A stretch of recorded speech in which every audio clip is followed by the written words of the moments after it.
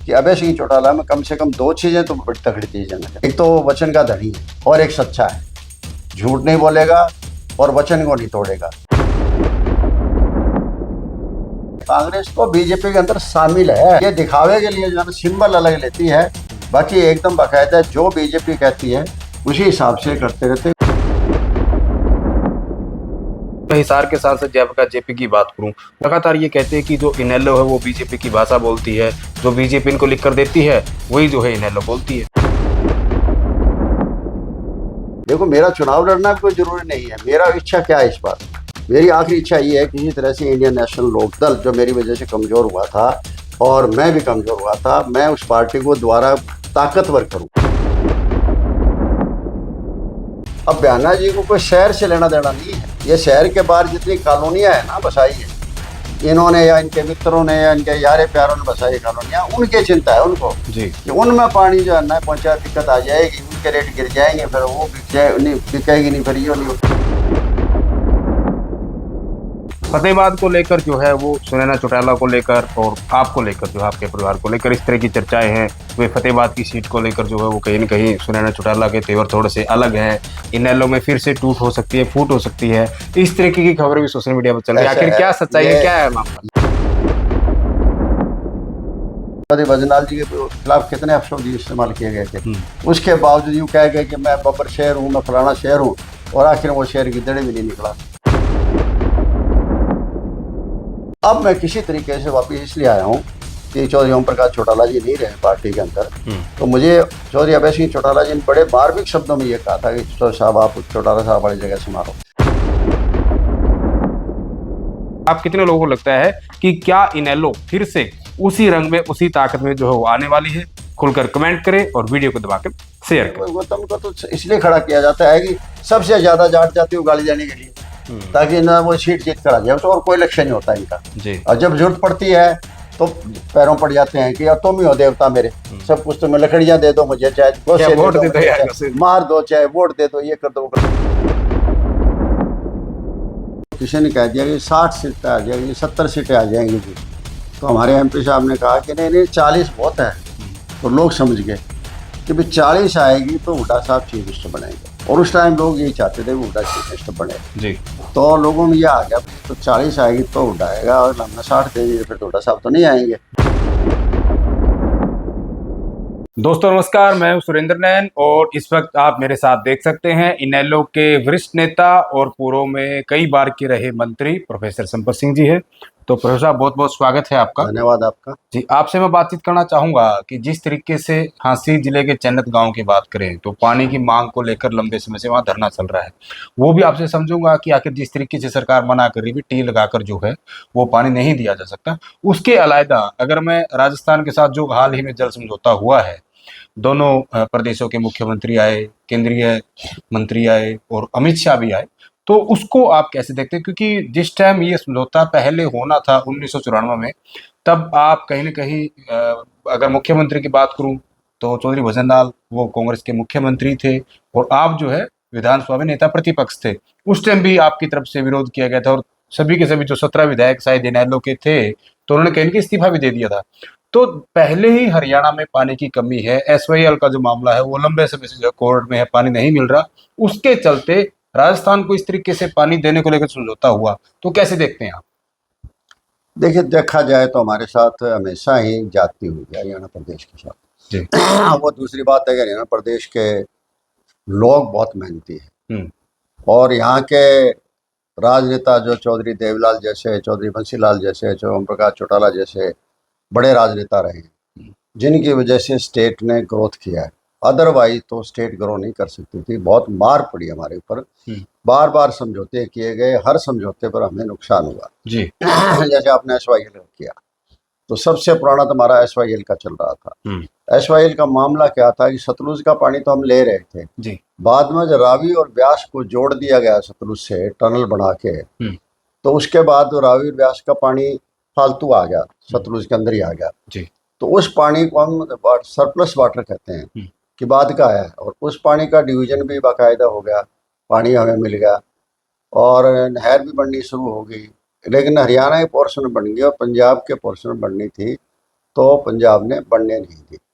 वहाँ प्रयास किया, श्रीमती इंदिरा गांधी जी को बुलाया गया। वो तो एक ड्रामा था चौधरी भंजनलाल जी ने 1982 के चुनाव से जस्ट पहले 81 में 31 दिसंबर को इन्होंने बुलाया था। कर्पूरी जगह है पंजाब के अंदर, बॉर्डर पर, हरियाणा के बॉर्डर के ऊपर। कर्पूरी में बुलाकर इंदिरा गांधी जी से कस्सी मरवाई थी। वो लोग कहने गया कि भाई अब काम आज शुरू हो गया, 82 के चुनाव में फायदा उठाना था। खैर चलो, वो चला गया। उसके बाद जो है काम कोई लंबा चौड़ा काम नहीं हुआ और 1985 आया। 85 आते आते समझौता बिल्कुल ही बदल दिया गया पानी का। और उसमें पानी का जो समझौते में 7 और 9 क्लॉज थी। एक क्लॉज पानी को लेकर थी जी, राजीव लोंगोवाल समझौते को, और एक क्लॉज थी टेरिटरी को लेकर। तो हमारा इन दोनों क्लॉज का विरोध था और समझौते का विरोध हमारा नहीं था। राजीव लोंगोवाल समझौते का विरोध नहीं किया, हमने 2 धाराओं का विरोध किया था। उसको लेकर एक बहुत बड़ा जन आंदोलन चला और चौधरी देवलाल जी ने वो जन आंदोलन किया। और करने के बाद जो है आप देखेंगे कुछ टाइम 85 सीटें जो है इन आपके अपोजिशन को मिल गई और कांग्रेस पार्टी सिर्फ 5 सीटों तक सिमट गई थी। इतना बड़ा आंदोलन वो चला था जी। और उसके बाद काम शुरू रहा उस नहर के ऊपर। अच्छा काम हुआ चौधरी देवलाल जी के टाइम में, लेकिन दुर्भाग्यवश मैं कह सकता हूँ कि ये 1990 में जुलाई के महीने में जो पंजाब का चीफ इंजीनियर, SYL का चीफ इंजीनियर था, वो चंडीगढ़ में उग्रवादियों ने मार दिया था जुलाई 90 में। और मारने के बाद फिर वो काम सारा बंद हो गया, ठप हो गया। उसके बाद ये ठप ही पड़ा है काम, उसके बाद नहीं चल रहा। फिर तो बाद में बड़े बातें हुए, बड़ी बड़ी बातें हुई, क्योंकि यहाँ तक प्रयास बहुत किए गए थे, कोर्ट कचहरियों में भी गए थे। और 2002 में जो है जी चौधरी ओम प्रकाश चौटाला जी की सरकार थी, इंडियन नेशनल लोकदल की सरकार थी, मैं मंत्री था उसमें। हम लोग कोर्ट से फैसला लेकर आए कि पंजाब सरकार 1 साल के अंदर अंदर इसको बनाएगी। अगर 1 साल पंजाब सरकार नहीं बनाती है तो केंद्र सरकार अपने हाथों में ये काम ले लेगी। लेकिन केंद्र के हाथों में लेने से पहले जो है ना, पंजाब विधानसभा ने यही अपना कैप्टन साहब अमरिंदर सिंह साहब चीफ मिनिस्टर थे जी, और फैसला कर दिया कि termination of all water agreements, Punjab Haryana बीच में जितने वाटर एग्रीमेंट्स हैं वो सारे टर्मिनेट करते हैं। अब देखिए टर्मिनेट तो हो गए, तो टर्मिनेट होने के बाद में वैसे देखा जाए तो कोई बात बनती नहीं थी टर्मिनेशन की जी।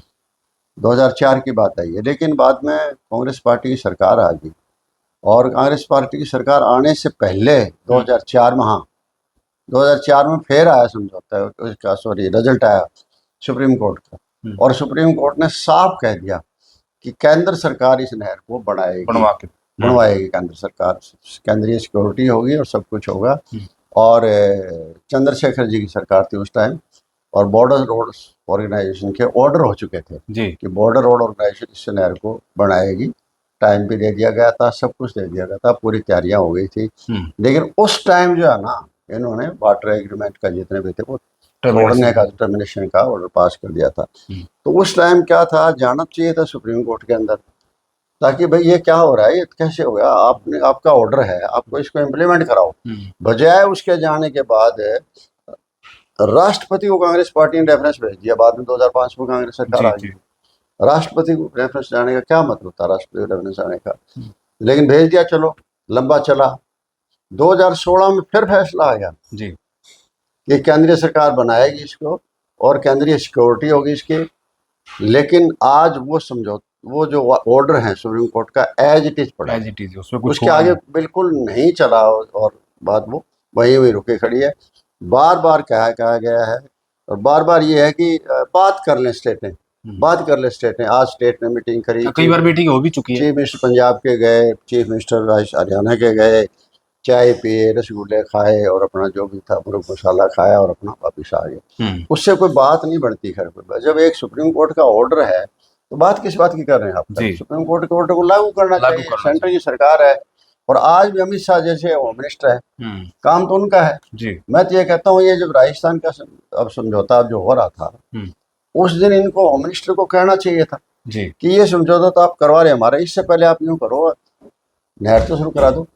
आपके अंडर ही है, बॉर्डर रोड ऑर्गेनाइजेशन आपके अंदर है, बिल्कुल BSF CRPF सारा कुछ। CISF सारे आपके अंदर, सिक्योरिटी भी आपके अंदर है, तो आप उसका काम शुरू कराओ ना। हमारा तो ये तो चलो कर लेंगे, हम बाद में कर लेंगे अपना वाला तो, लेकिन नहीं, कोई मतलब नहीं, कोई इंटरेस्ट नहीं है भारतीय जनता पार्टी का, क्योंकि इनको पता है कि जात पात और धर्म के नाम पर जो राजनीति करके मौके पर जो है, और ये रेवड़ियाँ बांट के हम सरकार ले लेते हैं, बाकी हमें को कुछ करने की जरूरत नहीं है, इसलिए कुछ भी नहीं किया जा रहा है। आपने तभी फिरोज साहब सवाल उठाए जब अमित शाह को लेकर कि भाई कहीं आप चंडीगढ़ में प्रेस वार्ता की कि अमित शाह को कहीं ना कहीं जब डंडा दिवाना होता है ऊपर से नीचे से को काम तब करना बुलाया होता जाता है तो कहीं ना कहीं अमित शाह को वहां बुला लिया जाता है। लेकिन इस मामले में जबकि यहाँ भारतीय जनता पार्टी की सरकार और तीसरी बार लगातार सरकार है, केंद्र में सरकार है, तो कहीं ना कहीं बीजेपी वाले जो है, बीजेपी के नेता चाहे हरियाणा के हो चाहे केंद्र के हो, तो यहाँ अमित शाह उस फैसले को इम्प्लीमेंट क्यों नहीं करा पा रहे? यहाँ आपको इतने गड़बड़ क्या लग रही है? किसी भी सरकार के अंदर प्राइम मिनिस्टर के बाद इतना पावरफुल होम मिनिस्टर कोई नहीं रहा जी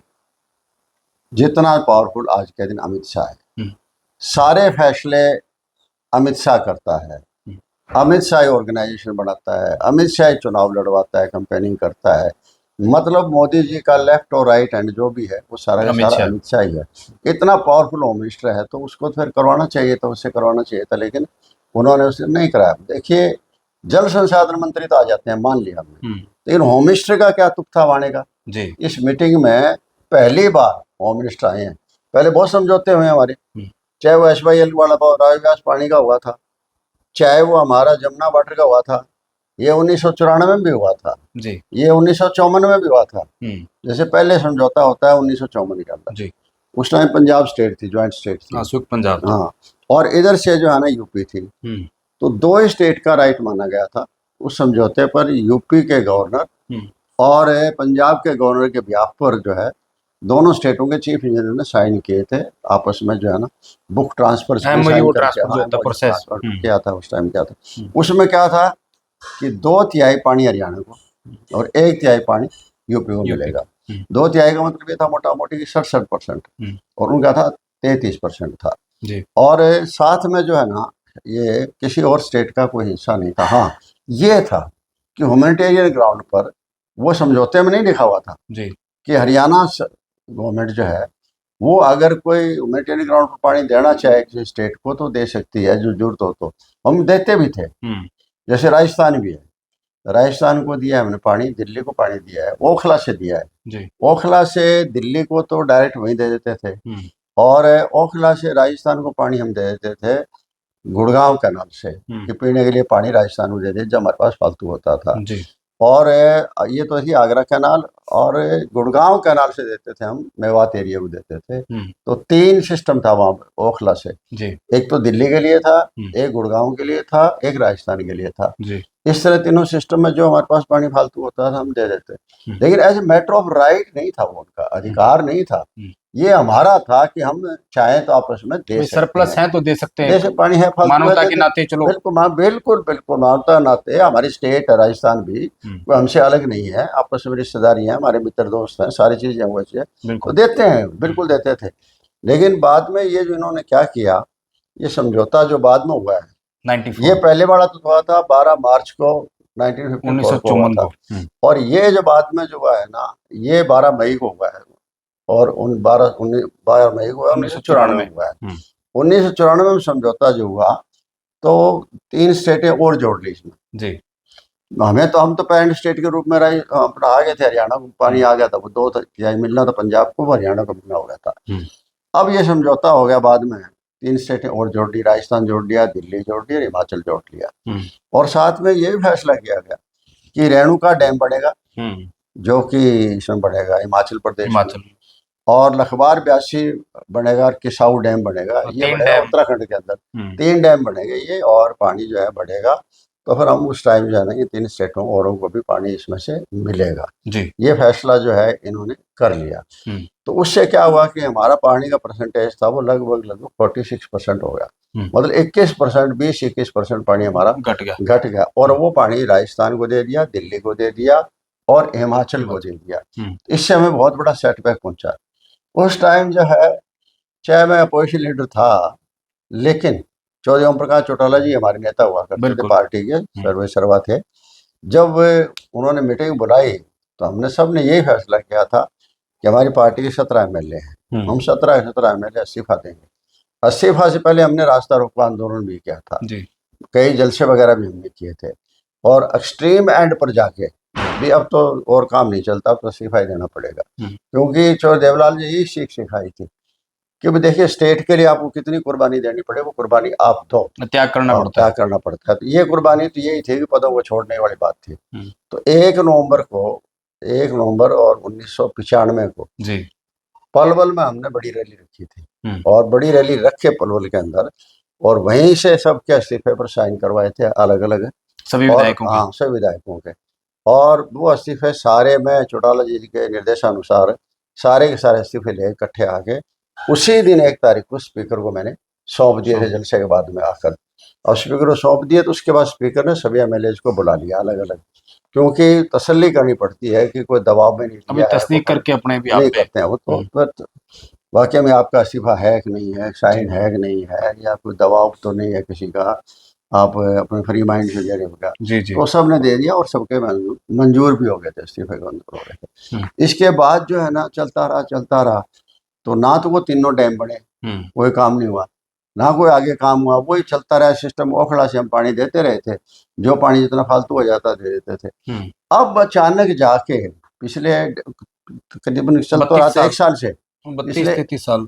अब हाँ इतने 32 साल के बाद हो गया, और पिछले 1 साल से थोड़ा चल रहा था कुछ न कुछ। हमेशा ये जो इंटर स्टेट मीटिंग होती है, इंटर काउंसिल मीटिंग होती है, इंटर स्टेट मीटिंग होती है, तो इंटर स्टेट मीटिंग के अंदर ये जिक्र आता रहता था। हमें अंदेशा तो था कि कुछ न कुछ करेंगे ये खैर। तो लेकिन अब फाइनली जो है ना, जिस दिन इनको MOU करना था, मुझे पहले दिन शाम को पता लग गया था, अर्ली मॉर्निंग में सीधा चंडीगढ़ गया था जी। और जाके फिर मैंने प्रेस कॉन्फ्रेंस करी थी, उसी दिन करी थी। एक तरफ उनका MOU हो रहा था, दूसरी तरफ मैं प्रेस कॉन्फ्रेंस कर रहा था। मैंने कहा भाई हम ये मंजूर नहीं कर सकते, क्योंकि जिसके लिए हमने ऑलरेडी इस्तीफे दिए हैं वो कैसे समझौता मंजूर कर लेंगे। हाँ, तो आपने उस टाइम 17 विधायक थे, तो 17 के 17 विधायकों ने इस्तीफा दे दिया था कि भाई हरियाणा के जो कहीं की मामलों के साथ कहीं कहीं अनदेखी ना हो, हरियाणा के जो किसान है उनके साथ कहीं अनदेखी ना हो, हमारा पानी जो है वहां ना जाए। लेकिन अब मैं कहीं की बात करूं, अभी विपक्ष में जो है वो कांग्रेस है, उनके भी 37 MLA हैं।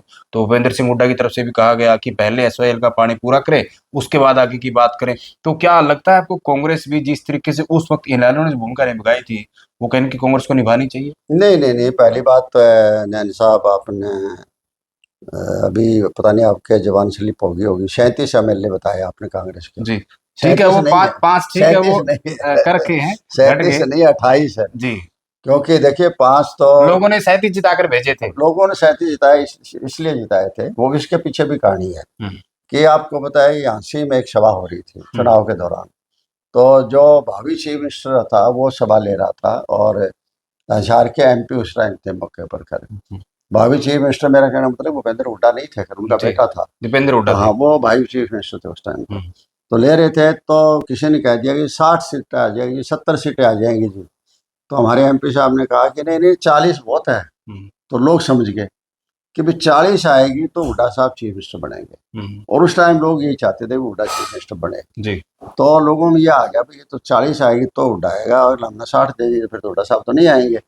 इसलिए उन्होंने 40 का अंदाजा लगाकर लोगों ने डाउन कर लिया, घटा दिया, और वो घटते घटते होगी 37 पर। 37 पर इसलिए होगी कि शायद 40 से भी ना बढ़े, 37 से तो जरूर बन जाएगा। मतलब तो खुद कांग्रेस पार्टी कम सीट मांग रही थी कि 37 से जरूर बन जाएगा। 37 बना दी, लेकिन वो तो नहीं बन पाए। लोगों ने देखो पूरा काम कर दिया अपना, जो वायदा निभाया। लोगों को वायदा किया गया था, लोगों से मांग की गई थी कि हमें 40 विधायक दे दो, हम सरकार बना लेंगे, हुड्डा साहब को चीफ मिनिस्टर बना देंगे। लोगों ने 47 की बजाय और कम करके आपको 37 दे दी, लेकिन 37 के बाद में आप इन्होंने बजाय सरकार बनाने के आपने 28 कर दी जी। अब 28 का भी आगे कोई भरोसा नहीं है। अब कह रहे क्या है कि 5 तो देखो कि वो वोट ट्रांसफर हो गए थे, पता लग गया था, अभी क्रॉस वोट हो गए थे, लेकिन 4 का हमें पता नहीं लगा कैंसिल कौन से हुए हैं। क्यों नहीं पता लगा? कितने वोट देखने थे? हुड्डा साहब एजेंट थे, VK हरिप्रसाद जी जो जनरल सेक्रेटरी थे वो एजेंट थे। अब दोनों से फालतू तो शाना कोई आदमी हो नहीं सकता जी। और कैंसिल होता है वो भी इनको पता है, कोई निशान लगा दिया किसी ने, कोई अंगूठा लगा दिया, किसी ने कुछ कर दिया, कोई न कोई तभी होता है। तो क्या आपको 37 बैलेट भी आप नहीं देखे? इसी कहने की बात है। जिम्मेदारी के लिए वहां बिठा रखे थे, हाँ, इसी के लिए गए थे। इसीलिए गए थे। अब तो इतना ऐसा अपनी क्यों, फिर वरना आपको इतना ज्ञान नहीं था तो किसी और को बना देते एजेंट। हम्म, अब क्यों एजेंट बने, जिसको ज्ञान तो वो रखते हैं।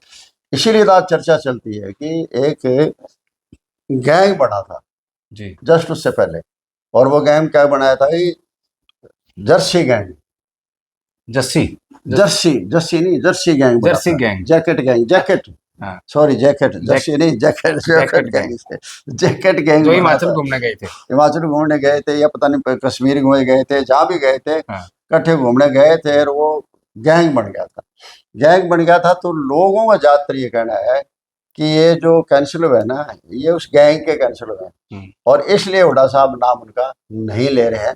और मैं तो टोटली कहता हूँ ये नो के नो जो है ना, मान लो को कैंसिल हुए हैं, और चाहे वो बीजेपी को वोट दे के गए हैं, हम्म, लेकिन नो के नो जो है ना, ये खुद नहीं बिके, जी। इनको बेचा गया है, हम्म, और इनको इन्होंने को खरीदा गया है। दोनों काम हुए हैं। हम्म, खरीदने वाली बीजेपी पार्टी थी और बेचने वाली कांग्रेस पार्टी थी। हम्म, तो खरीद फरोख्त ये हुई है, जी। जबरदस्त हुई है, और उसके बाद 28 रह गए, तो आप फिर आपका विश्वास कौन करेगा कि आप क्या कर रहे हो। हम्म, तो ये इस्तीफा देने की तो मैं समझता हूँ इनके ध्यान, इसके इनके दिमाग में ही नहीं हो सकती, इनकी सोच भी नहीं हो सकती इस्तीफा देने की। तो मुश्किल से तो 28 बचे हैं, जी। वो भी 28 भी नहीं खोना चाहते ये लोग, हम्म, इसलिए इस्तीफा दिए नहीं दे सकते।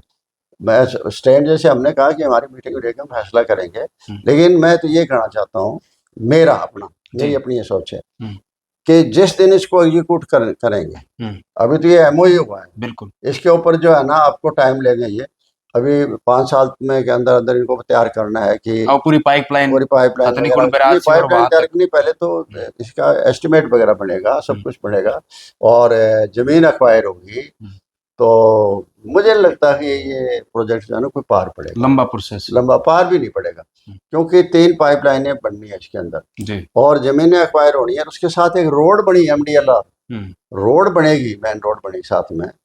तो वो रोड बनेगी, वो भी 200-250 किलोमीटर की लंबी रोड होगी, हम्म, और ये प्रोजेक्ट जाएगा 30-35 हजार करोड़ का जाएगा प्रोजेक्ट। हम्म। तो मुझे नहीं लगता कि ये कोई पार पड़ पाएगा। तो आपको क्या लग रहा है राजस्थान में जिस मैं तरीके से चुनाव आ रहे हैं चुनाव, राजस्थान में, क्योंकि जब इसलिए लोकसभा के चुनाव थे तब भी इस इलाके को, जो हरियाणा के साथ लगता इलाका है, तब भी बोला गया था कि आप लोगों को पानी देंगे। अब ठीक है, बिल्कुल वहां पे सरकार बनी बीजेपी की, तो अब फिर 2 साल बाद चुनाव है, तो मतलब मैं वही लग रहा है वही कि। लग रहा है, वही लग रहा है। ये मैं बता दूं आपको, इन्होंने कहा भी है ये इस समझौते के अंदर जी। कि चूरू के अंदर हरियावास गांव है, हमारे बॉर्डर के साथ ही हरियावास हाँ, गांव है, हाँ, जब हम राजगढ़ की तरफ जी, जाते जी, हैं, जी। तो हरियावास गांव के अंदर रिजर्वायर बनाएंगे। मतलब तीनों पाइप से लाएंगे ना पानी ना, तो वो पानी वहां इकट्ठा करेंगे, ज्वाइंट हो जाएगा। और ज्वाइंट इकट्ठा करके उस पानी को, और बाद में जो है ना आगे पानी को जाने निकालनी है और करनी है, वो ले जाएंगे रिजर्वायर के पास ले जाएंगे। तो इसका मतलब यही है कि इनको चूरू का, झुंझुनू का और सीकर सीकर का, का। के तीनों जिलों को दे, साथ में ये और कर दिया, लॉलीपॉप इधर और दे दिया है, जी। फतेहाबाद को और क्या भिवानी को। उसको क्या होगा, और ये अपना हिसार का पोर्शन का, कि यहाँ भी जो है ना टैपिंग कर सकते हैं उस टाइम जब पानी फालतू नहीं होगा, जब राजस्थान को पानी नहीं दे रहे होंगे, तो उनमें किसी एक पाइप में हरियाणा पाइप पानी ले आएगा, बजाय नहर के अंदर जाने से नुकसान ज़्यादा होता है, पाइप में सीधा पानी आ सीधा आ जाएगा, जाएगा, वेस्टेज और कम यहाँ होता है। टैपिंग कर लेंगे तो यहाँ हरियाणा के लोगों को भी पानी मिल जाएगा। मतलब इस तरह की ऐसी सोच तैयार की गई है, जी। जैसे हरियाणा को भी राजी कर दें हम और पंजाब को भी राजी कर दें। ये सवाल ही पैदा नहीं हो सकता किसी भी सूरत के अंदर जो है ना, कि पहली बात तो है कि 24,000 क्यूसेक से ऊपर पानी नहीं आना, रखा है इन्होंने 24,000 क्यूसेक का है, कि 24,000 क्यूसेक तक तो हरियाणा का राइट है कि हरियाणा पानी यूज करेगा। उसके बाद जो फालतू पानी होगा ना, वो राजस्थान को दिया जाएगा। तो क्या 24,000 के बाद महीने 2 महीने के लिए राजस्थान इतना बड़ा खर्चा करेगा? सवाल ही पैदा नहीं कर सकता। इसलिए ये एक, मतलब मैं कहता हूँ एक पॉलिटिकल जो है ना, एक चुनावी इवेंट लाभ बनाया है, लेने के लिए। पॉलिटिकल इवेंट बनाया है, जहाँ की राजस्थान को भी राजी किया जा सके। आगे देखिए, हमने फैसला कर दिया, अमित शाह जी ने फैसला कर दिया, मोदी जी ने फैसला कर दिया, यही थे, इनके बिना हो ही नहीं सकता था। मोदी है तो मुमकिन है, वरना मुमकिन नहीं हो सकता था ये समझौता, इतने सालों से पड़ा ही था। अब देखो हमने कर दिया, चूरू के अंदर कर दिया हमने, झुंझुनू में दे दिया, सीकर में पानी दे दिया, उधर से वो जो इंदिरा गांधी कैनाल आ रही है वो आ रही है, इधर से पुरानी आगरा आ रही है, इधर से वो आ रही है, करके मतलब ये राजस्थान को पानी से पानी कर देंगे और राजस्थान को फ्लड लाके छोड़ देंगे करके। नहीं, अच्छी बात है। चल बीजेपी वाले बोल रहे हैं अपने नेता की करेंगे तारीफ करे, मोदी है तो मुमकिन है, लेकिन मोदी है तो फिर एसवाईएल का पानी भी हरियाणा को दिला दो ना, तब बीजेपी नेताओं के मुंह में दही को जम जाती है। नहीं नहीं नहीं, इनका तो देखिए मैं बता रहा हूँ आपको, इनका कुछ नहीं है। इन्होंने कभी इश्यू पर वोट मांगे ही नहीं, कभी नहीं मांगे। इतने चुनाव हो लिया, देख रहा हूँ मैं तो इनको, जब से मोदी जी बने हैं, मोदी जी गुजरात के चीफ मिनिस्टर बने जी। तो गुजरात का विकास विकास करते रहे, लेकिन जब वोट पड़ने लगे तो विकास का नाम गायब हो गया था।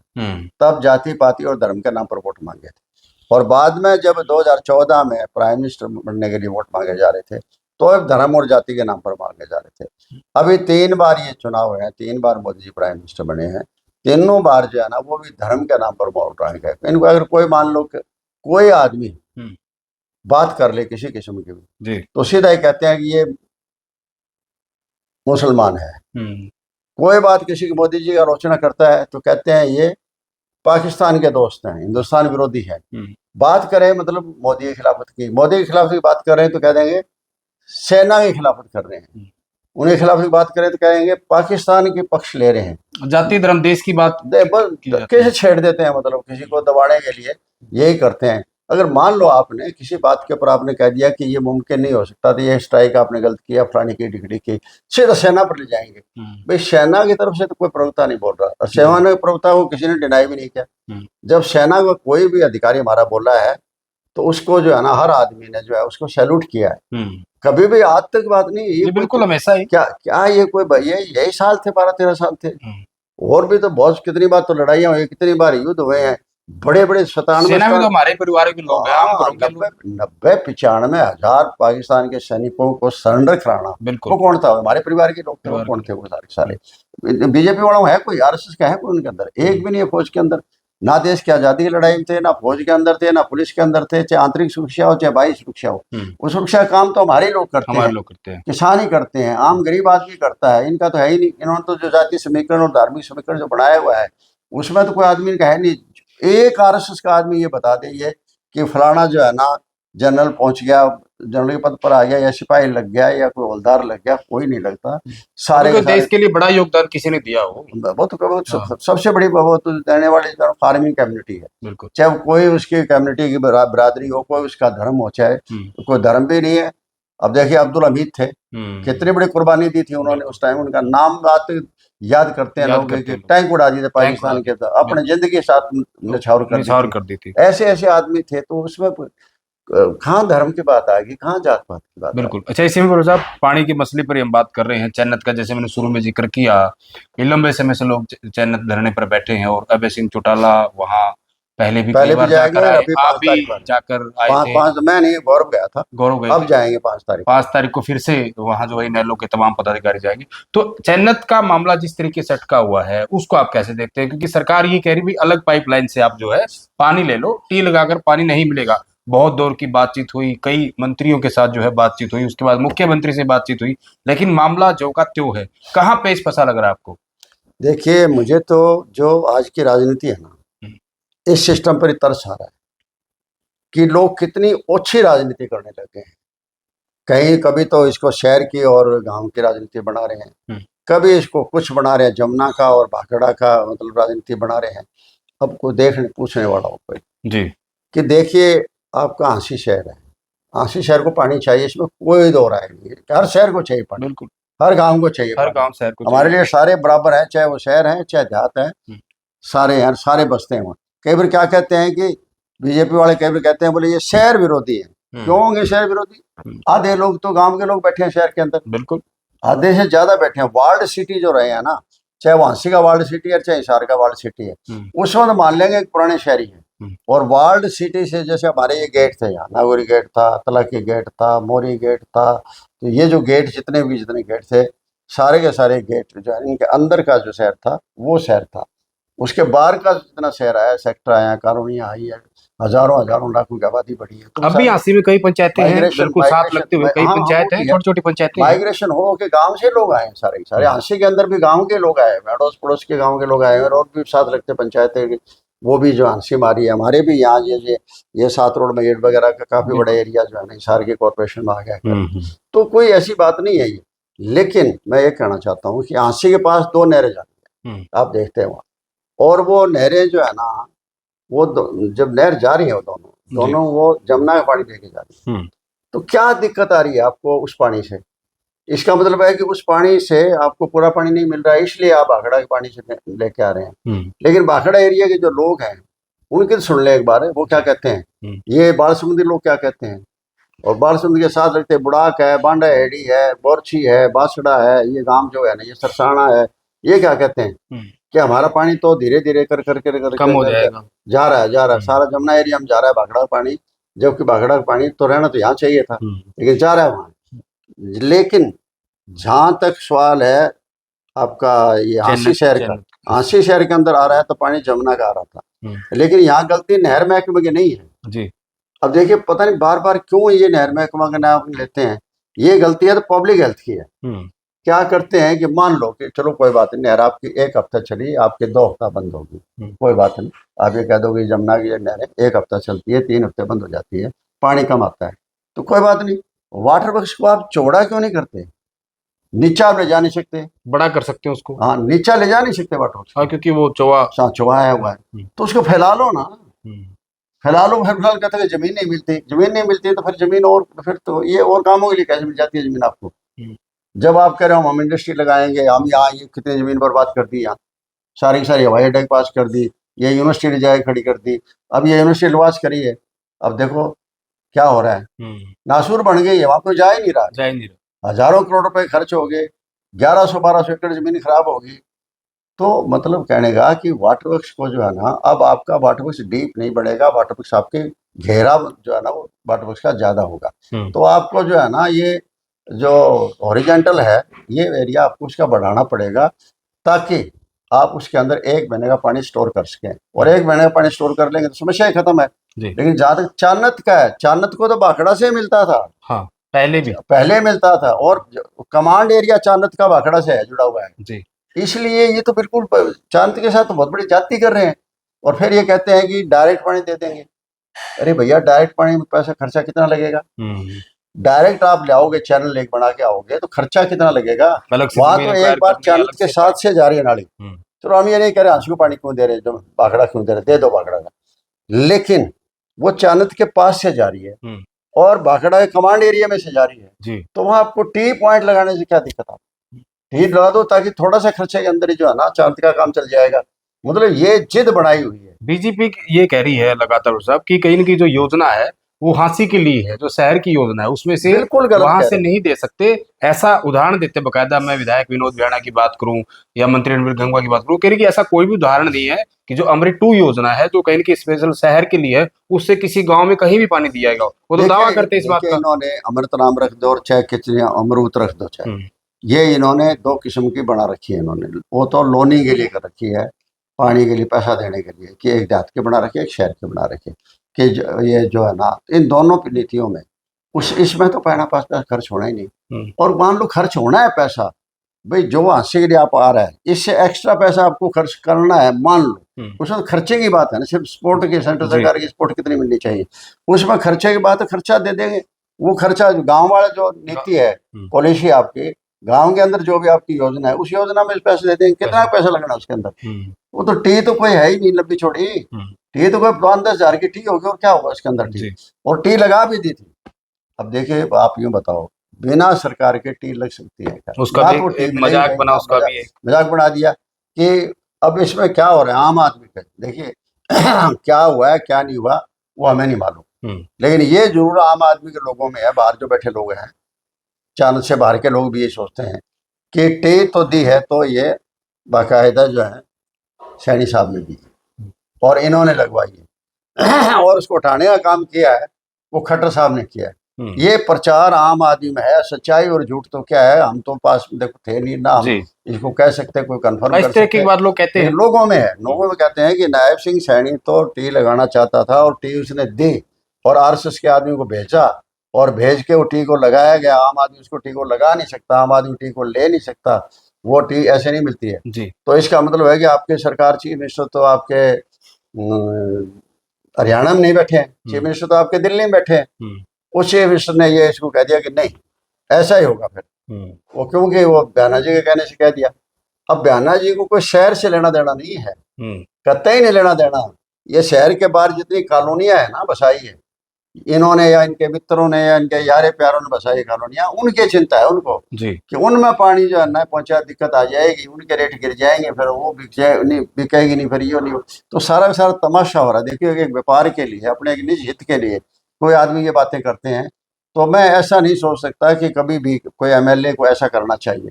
एमएलए तो लोगों का हित देखता है, चाणक्य भी गांव उन्हीं के हल्के में पड़ता है, जी वो भी है। सवाल ये नहीं है कि वोट की कौन का देता है कम, सारे एक बार एक जैसे वोट नहीं देते।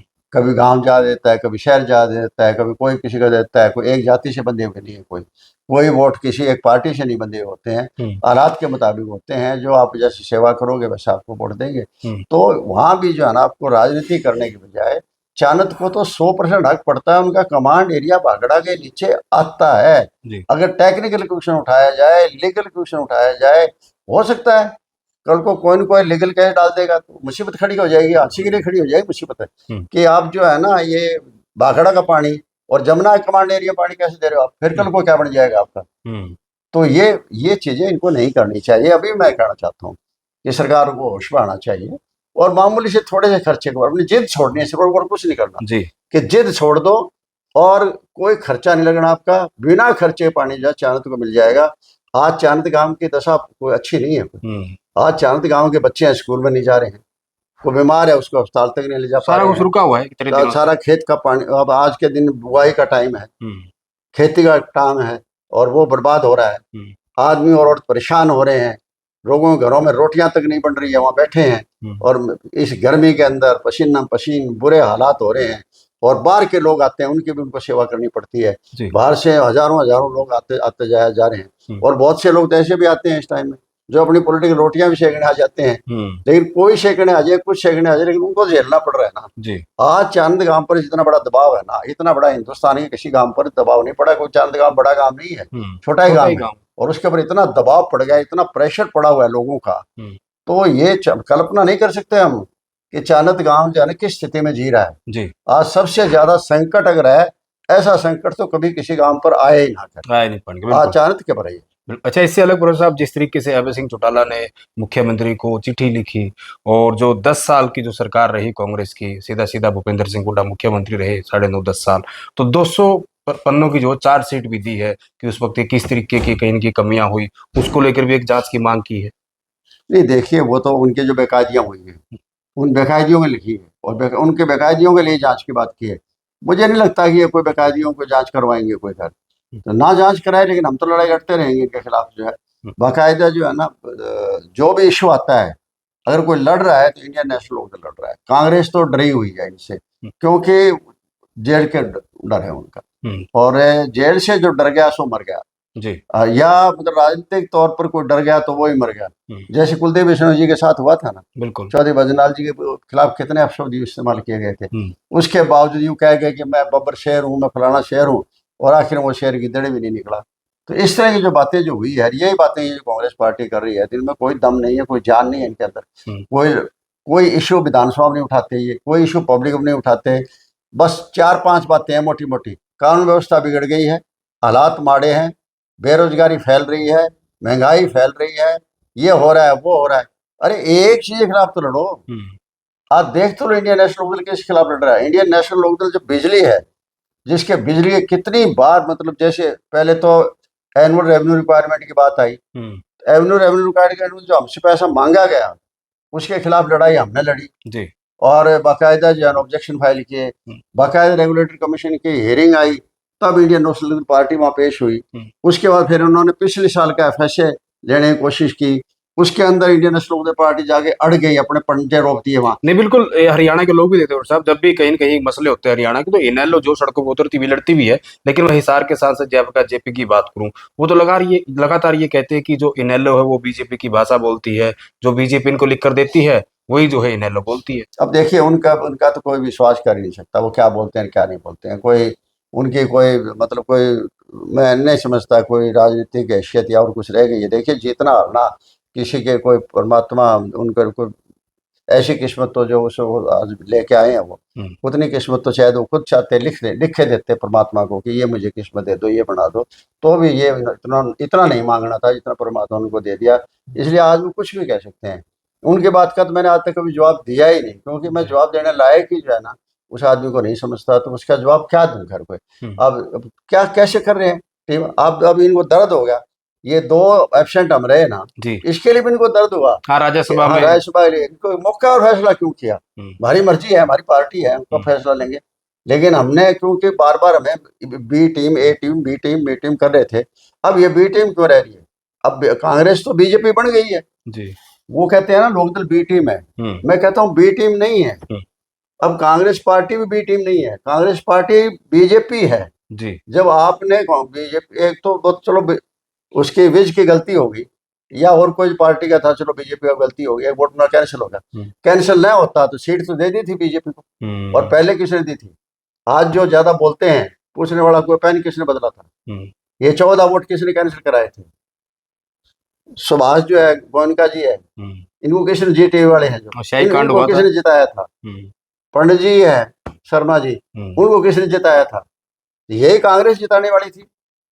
तो टीम तो है ही नहीं, बीपा टीम नहीं है, कांग्रेस तो बीजेपी के अंदर शामिल है, ये दिखावे के लिए जो है सिंबल अलग लेती है, बाकी एकदम बाकायदा जो बीजेपी कहती है उसी हिसाब से करते रहते। कोई मतलब उदाहरण है ये तो, आप लोकदल को एक उदाहरण तो बता दें आप कि लोकदल ने किस टाइम किया, किस टाइम में बीजेपी का साथ दिया है। हाँ वो टाइम था, उस टाइम बीजेपी और लोकदल इकट्ठे मिलकर लड़ाई लड़ते नहीं। उसके बाद साहब ये कई बार बताते हैं भाई राष्ट्रपति चुनाव में जो है वो भी जब इनेलो का 1 वोट था वो भी दिया गया, या 17-18 वोट थे वो भी दिए गए। कार्तिकेय शर्मा का उदाहरण देते हैं, और भी कैसे उदाहरण कांग्रेस वाले बताते हैं भाई इनेलो ने भी अपना वोट दिया है। वो ठीक है, तो हम उस टाइम क्या था कि वो इंडिपेंडेंट थे ना, हम कांग्रेस को देना चाहते थे ना हम बीजेपी को देना चाहते, हम इंडिपेंडेंट को दे रहे थे। लेकिन इनका तो कैंडिडेट था कांग्रेस का, तो इनका कैंडिडेट था, हमारा तो कैंडिडेट ही नहीं था, लोकदल पार्टी का कोई कैंडिडेट नहीं था, इसलिए हम छूट थी हमें। और छूट का मतलब ये था कि ना हम बीजेपी को देंगे ना हम कांग्रेस को देंगे, हम इंडिपेंडेंट को देंगे। हमने दिया तो इंडिपेंडेंट को दिया था घर पे।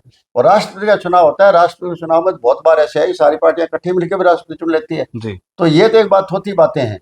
असली बात तो ये है कि जिनकी वजह से असर पड़ा हो, आपने बाकायदा अपनी पार्टी में रहते हुए अपने पार्टी को कैंडिडेट को खड़ा करके पार्टी के कैंडिडेट को हराया है, आपने अपने पार्टी के ट्रेजरर को हराया है, माखन को हराया है, अजय माखन को हराया है।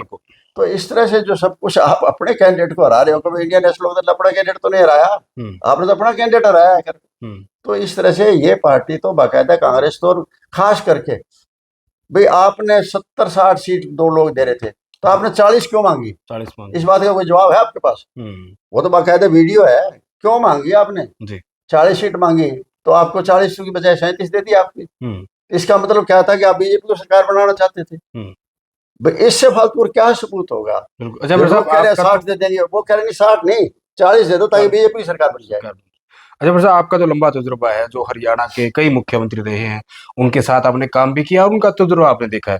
अभी पिछले दिनों से आपने देखा होगा बहुत बार, हम चाहे स्वर्गीय भजनलाल की बात करें, स्वर्गीय ओम प्रकाश चौटाला की बात करें, या फिर स्वर्गीय बंसीलाल की बात करें, अलग अलग नेताओं द्वारा जो है वो इस तरह के बयान दिए गए। पहले जिस तरीके से राज्यसभा की सांसद है उनके द्वारा बोला गया भजनलाल को लेकर, उसके बाद जो है रामकुमार गौतम विधायक बीजेपी के, उन्होंने चौटाला साहब के बारे में बोला भाई किसी भी ब्राह्मण को नहीं रहने देंगे। अब जिस तरह के मनोहर खट्टर जो है वो बंसीलाल के बारे में बोल दिया।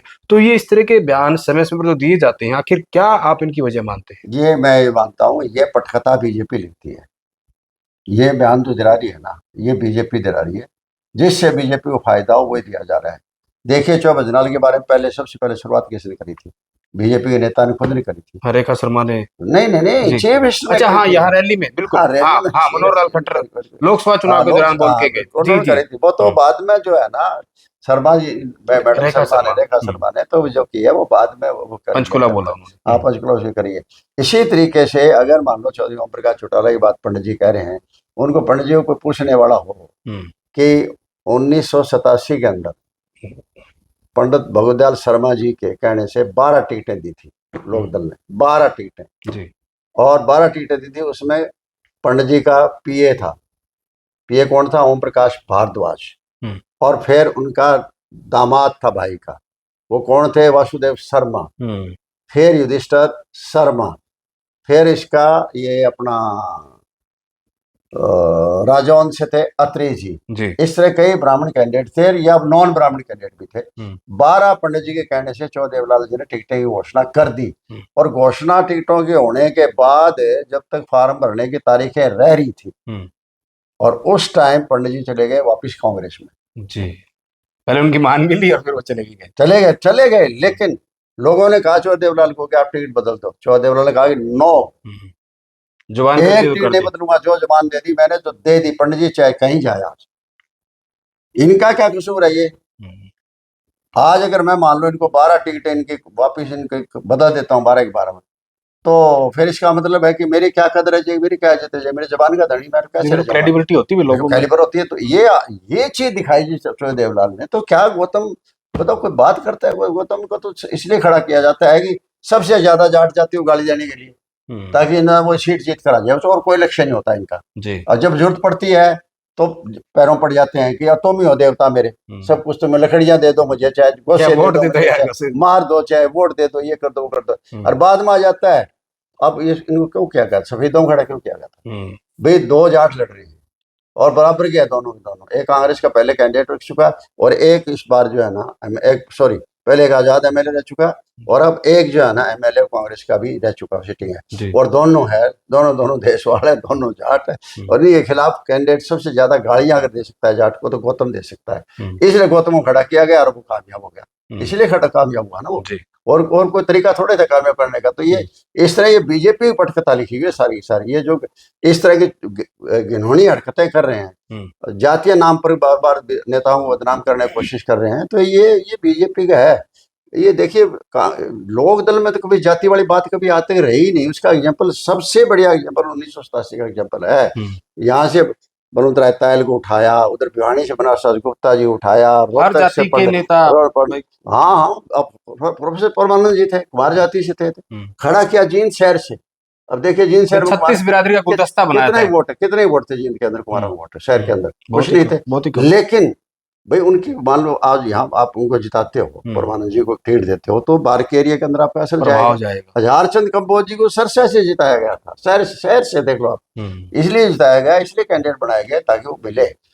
ये इसी तरह से इंद्री से थे हमारे, कंबोज भाई थे हमारे, नाम में भी भूल गया उनका, तो वो उनको वहां से दिया गया, टिकट दिया गया था। इसी तरीके से ये अपना क्या बोलते हैं, बाजीगर को दिया गया था टिकट, दिल्लूराम बाजीगर गोला चिका थे, उनको टिकट दिया गया था। तो कहीं कश्यप को दिया गया, कहीं झीवर को दिया गया, कहीं जांगड़ा को दिया गया, कहीं कुम्हार को दिया गया, कहीं पंडित को दिया गया, कहीं ठाकुर को दिया गया। अगर 36 बिरादरी की टिकटें दी है तो भी चौ देवलाल ने दी, और जिता के भी लाए हैं, दी है, जिता के लाए उनको, सबकी उनकी इज्जत की है, मिनिस्टर बनाए। जैसे पंडित बहुदयाल जी के जो पीए थे पंडित भारद्वाज जी, ओम प्रकाश भारद्वाज जी, असनगढ़ से जीते थे।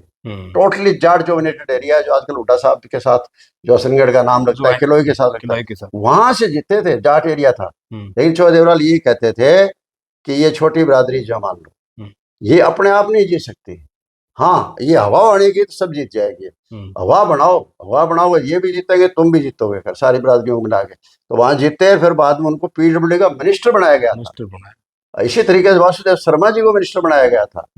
तो अकेले सीट नहीं देते थे, मिनिस्टर बनाते थे। और अब्राहम का गौतम जी को क्या बताएं, कल की बात इनके याद नहीं है। क्यों याद नहीं है? कि हर बार ये अपनी भाषा बदल के और अपने बयान बदल के और अपना एक किस्म की अलग से पटकथा तैयार करके चुनाव जीतते हैं।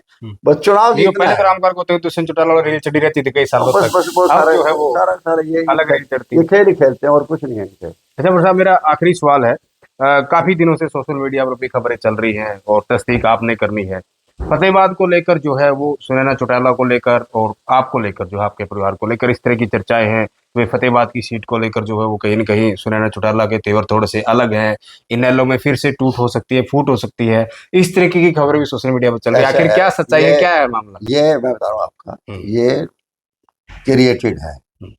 और ये क्रिएटेड क्या है कि ये क्रिएटेड भी सोशल मीडिया क्रिएटेड है, कुछ नहीं है।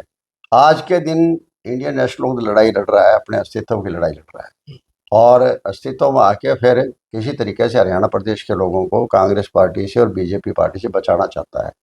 तो हम ताकत बढ़ना चाहते हैं इंडियन लोकदल में। जहाँ भी हम जा रहे हैं वहाँ ताकत बढ़ने के लिए जा रहे हैं। कोई एक जगह संपत सिंह का मान लो एक जगह कोई जाने का कोई फतेहाबाद का ही नहीं है। संपत सिंह तो आज उगलाने भी जाके आया था, पूरे हरियाणा में घूम रहे पूरे हैं आप हरियाणा में। आज मेरे पास सोनीपत से भी मैसेज आ रहा था कि आप एक बार यहाँ आ जाओ, तो काफी लोगों को जुड़ा तो। हुआ राष्ट्रीय संरक्षक है आप पार्टी के, राष्ट्रीय तो संरक्षक हूँ मैं, तो मेरे साथ तो जोड़ना वैसे भी अच्छा नहीं लगता किसी किसी कैंडिडेट को भी, सुने ना क्या कोई भी हो चाहे किसी कैंडिडेट को मेरे लड़ना मेरा कोई जरूरी नहीं है। देखो मेरा चुनाव लड़ना भी कोई जरूरी नहीं है। मेरा इच्छा क्या है इस बार, मेरी आखिरी इच्छा ये है किसी तरह से इंडियन नेशनल लोकदल जो मेरी वजह से कमजोर हुआ था और मैं भी कमजोर हुआ था, मैं उस पार्टी को दोबारा ताकतवर करूं। ये है मेरी इच्छा। कहीं भी मुझे जाना पड़ेगा, स्वाभाविक है फतेहाबाद, तो पहले मैं फतेहाबाद जाऊंगा, जी उस एरिया को मजबूत करूंगा जहां मैंने 4 इलेक्शन तो भट्टू के नाम पर जीते हैं। जीते हैं। एक इलेक्शन मैंने फतेहाबाद बाई इलेक्शन जीता है, और फतेहाबाद के अंदर जो एरिया था उस टाइम जो मैं जीता था, जो बंसीलाल सरकार थी, मन्नाम गोदारा होम मिनिस्टर थे उसी एरिया के, और तब मैंने वो चुनाव जीता था। उसके अंदर कम से कम 30-35 गांव फतेहाबाद के रतिया में आज, जी उस फतेहाबाद के कम से कम 15-16 गांव आज टोहाने में है। तो फतेहाबाद जिला सारा मेरा है। मैं पहले फतेहाबाद जिले को स्ट्रॉन्ग करूंगा, अपने घर को स्ट्रॉन्ग करके फिर आगे निकलूंगा ना। जी उसको कोई आदमी चुनाव से गिन ले कि संपत सिंह तो यहाँ जो है चुनाव के लिए सुनैना के साथ लड़ रहे हैं। अरे भाई मेरी सुनैना की क्या लड़ाई है, सुनैना हमारी बेटी के समान है, बच्ची है हमारी है किस्म की, तो मैं उसके साथ क्या लड़ाई लड़ूंगा, कोई ये कोई बात होगी। वैसे भी मेरे मतलब एक किस्म के मेरे कद की बात ही नहीं है ना, मेरे पद की बात है कौन ना, कौन क्रिएट करा है साहब ये खबरें, कौन कहाँ से अब पता नहीं उपज, कौन कैसे कर कहाँ रहे से हैं। हवा दी जा रही है? मैं इन चीजों पर चिंता ज्यादा करता भी नहीं, क्योंकि इस तरह कोई अफवाहें फैलाई जाती है तो फैलाने दो, कोई मैं इन चीजों पर कोई ध्यान भी नहीं देता कभी। जी जी मैं जिस तरीके से मैं चल रहा हूँ मैं चलता रहूंगा। मेरा लक्ष्य ये रह गया है कि पार्टी को मैं किसी तरीके से मजबूत करूँ, और मेरा कोई लक्ष्य नहीं आज के दिन, जी क्योंकि मुझे अफसोस है इस बात का कि 2009 में जो है ना, जिन लोगों की वजह पार्टी छोड़नी पड़ी थी उन लोगों ने बाद में हालांकि पार्टी तक को तोड़ दिया था। तो अब मैं किसी तरीके से वापिस इसलिए आया हूँ कि चौधरी ओम प्रकाश चौटाला जी नहीं रहे पार्टी के अंदर, तो मुझे चौधरी अभय सिंह चौटाला जी ने बड़े मार्मिक शब्दों में ये कहा था कि साहब आप चौटाला साहब वाली जगह संभालो। मैंने ये कहा था कि मैं चौटाला साहब की जगह नहीं संभाल सकता, बहुत बड़े नेता थे, बहुत कद उनका था, बहुत मेहनती नेता थे, उनकी जगह नहीं संभालता। लेकिन मेरे पास जितनी ताकत है, मेरे पास जितनी बुद्धि है, या मेरे पास जितनी भी बुद्धिमत्ता है, कोई और बात है, तो मैं जो है ना उसके लिए 24 घंटा तैयार रहूंगा। और वो भी आप देख रहे हैं कि मेरी प्रेस कॉन्फ्रेंस में आज तक कोई पॉलिटिकल बयान नहीं आया मेरा। कभी मैं शिक्षा पर बात करता हूँ, कभी कॉलेजों में बात करता हूँ, कभी स्कूलों पर बात करता हूँ, कभी मैं यूनिवर्सिटी पर बात करता नहीं हूँ, फैक्ट की भी आप बात कर कभी सकते मैं हैं, फैक्ट अस्पतालों के पर बात करता हूँ, कभी मैं बिजली पर बात करता हूँ, कभी मैं पानी पर बात करता हूँ। मैं हमेशा जो भी बात आती है फैक्ट्स पर बात हमेशा जो है ना वो करता हूँ। क्यों करता हूँ कि ताकि पार्टी को लोकदल को ऐसा नहीं माने कि लोकदल है।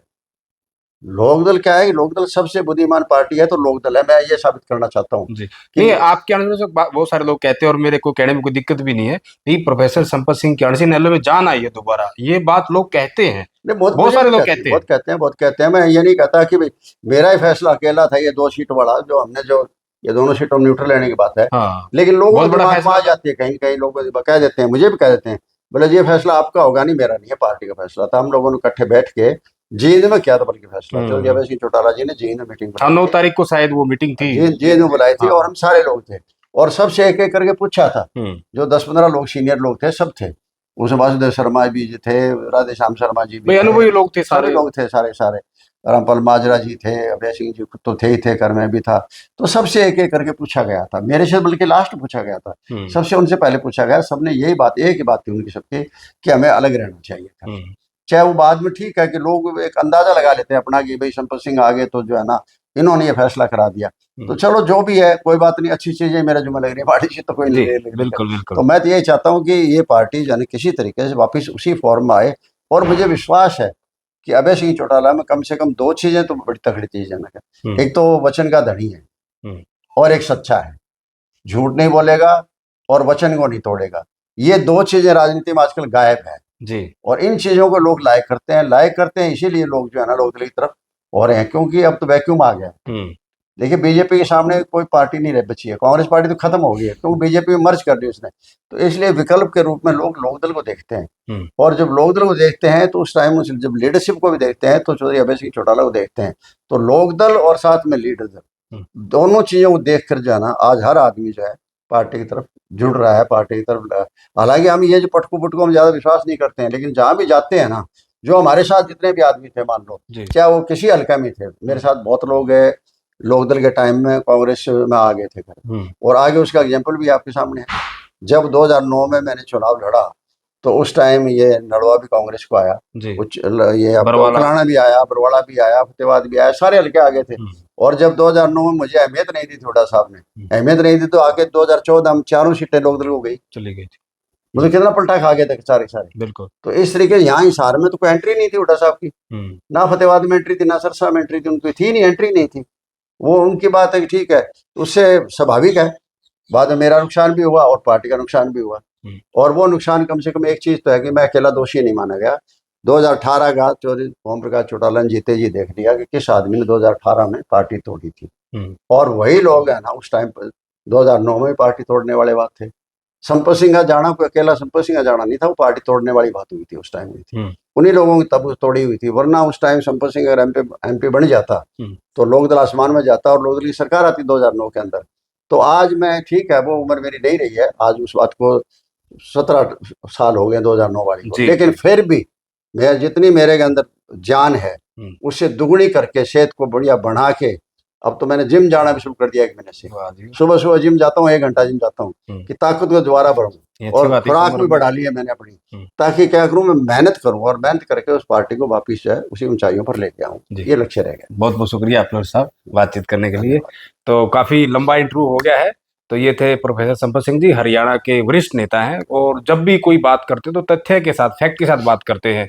तो जितनी जानकारियां आपको इनके इंटरव्यू मिलते हैं शायद ही ऐसे किसी और नेता के इंटरव्यू मिले, क्योंकि बड़ी डेप्थ में हर एक इनको डेट और साल सारी चीजें याद है। और खास तौर पर क्योंकि पानी के मसले पर जिस तरीके से आज बात की तो प्रोफेसर साहब ने पूरा बड़ा खुलकर बताया। और जहां तक पार्टी की बात है या कांग्रेस की बात है या बीजेपी सरकार की बात है, तो सारे के सारे मसलों पर जो है बड़ी बेबाकी से अपनी राय रखी। प्रोफेसर साहब ने जो कुछ बताया इनकी बातों को लेकर आखिर आपका क्या कुछ कहना है, और आखिर जिस तरीके से कह रहे हैं कि मैंने दोबारा से फिर जिम ज्वाइन कर लिया है, अच्छी खुराक बढ़ा दी है, ताकि वो पुराना समय जो लोकदल का होता था फिर से लौट आए, फिर से ले आए, उस कहने की कवायद में जुटे। और आप कितने लोगों को लगता है कि क्या इनेलो फिर से उसी रंग में, उसी ताकत में जो है वो आने वाली है? खुलकर कमेंट करें और वीडियो को दबाकर शेयर करें।